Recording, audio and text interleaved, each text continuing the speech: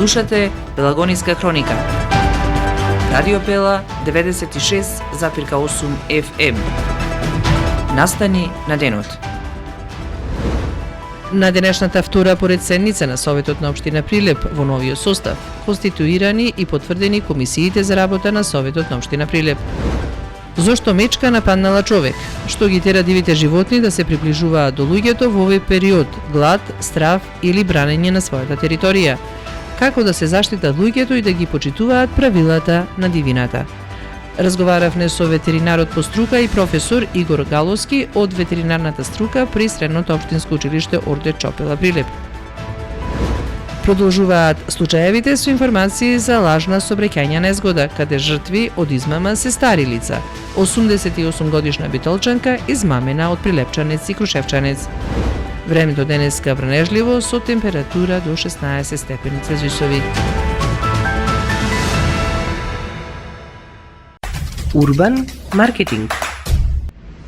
Кога визијата станува реалност, то вербата потикнува нови чекори. Роман Прилеп, 25 години сигурен превоз на патници. Комфорно и безбедно патување, со неголема грижа за секој патник.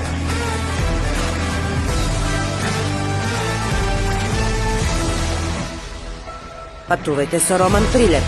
Секој ден редовни автобуски линии Прилеп, Велес, Скопје. Ваш сигурен превозник Роман Прилеп. Треба да знаеш во секое време со еден клик на radiopela.mk.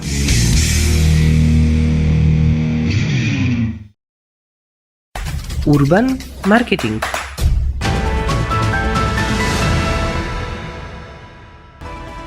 Со вас во студиото со гласовна поддршка Елизавета Филиповска.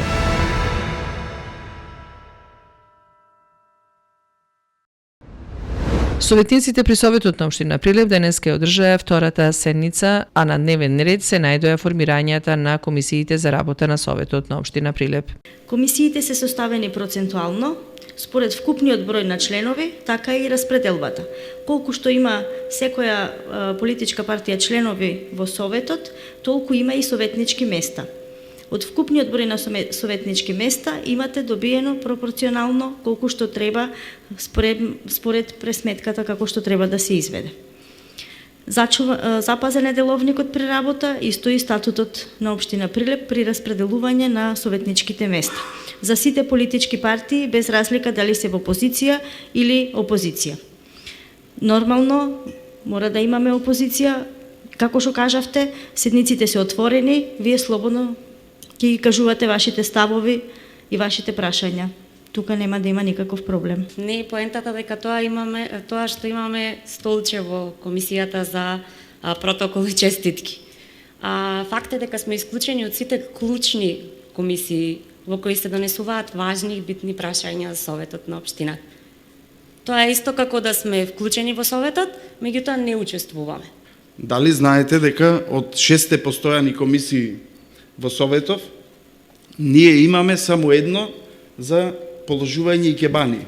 Предпоставувам после мене и колегата Методија ќе се јави за збор, за јавно да си ја даде оставката од оваа комисија, па ве прашувам на каков начин пластично да ни објасните кај се наоѓаат овие наши 8 места како членови на постојаните комисии. Имаме постојани и повремени, односно дополнителни, кои што се донесени со одлука на Советот од 2004 година, ама никаде во законот не пишува, ни во статутот, ни во деловникот, дека имаме позначајни и помалку значајни. Секоја комисија си има своја функција и не смееме така да ги омаловажуваме другите комисии. Зошто мечка нападнала човек? Што ги тера дивите животни да се приближуваат до луѓето во овој период на годината? Како да се заштитат луѓето и да ги почитуваат правилата на шумата? Разговараме со ветеринарот по струка и професор Игор Галовски од ветеринарната струка при Средното општинско училиште Орде Чопела Прилеп. Дали недостигот на храна игра улога во зголемувањето на агресијата, како што беше случај сега еве за последниот случај? Дали недостигот на храна или пак бранењето на својата територија? Што е причината за незината агресивност најчесто? Секако секоја мечка си ја задржува својата територија. Се наоѓа свој одреден ареал кој што им помага да се одржува, особено ако најди во тој ареал поголемо количество на храна и тука ја задржува своето место на живење, се размножува тука, значи живее, се исхранува и така натаму. Меѓутоа сите овие промени кои што делуваат од климатски аспект доведуваат до, особено во овој период, до намалување на количеството на храна, така да таа може да ја поместува својата територија и да се повлекува, како што кажав, и во пониските делови од шумите, во близина населените места.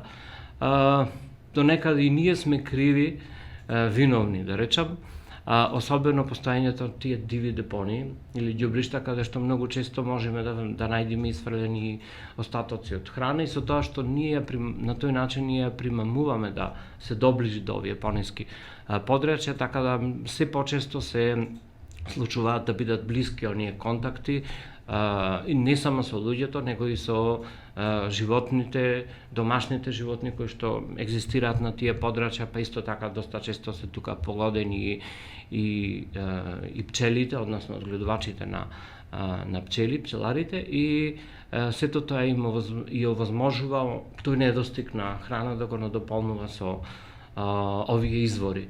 Значи, претежно, многу често и самите пчелари ќе кажат дека ако некогаш се навикне на таква лесно достапна анимална храна, како што е медот, пилото од пчелните семејства, многу често може да ги напаѓа тие, така да се случува да предизвика огромна штета, а исто така и домашните животни, претежно оние послабите или помалите, помладите животни, овци, од говедата, телиња и така натаму.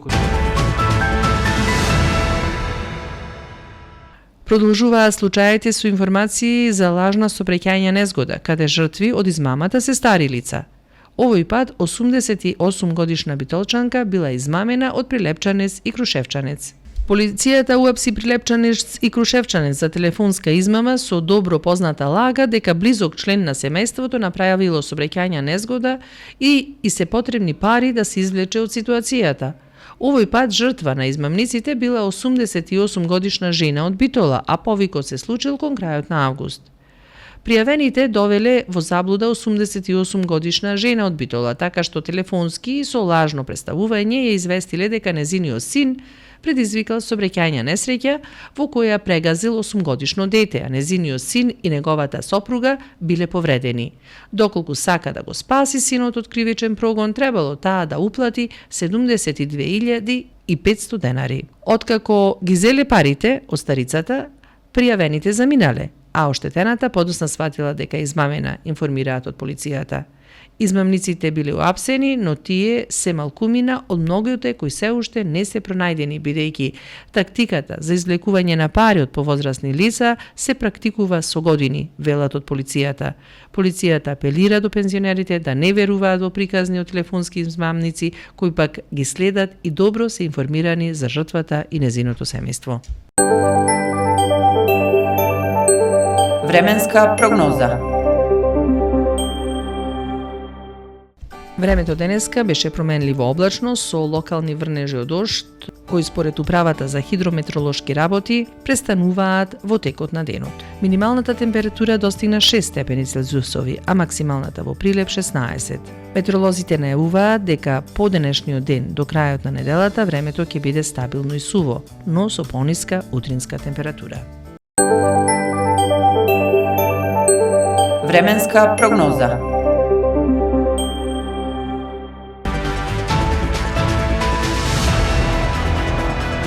Слушавте Пелагониска хроника.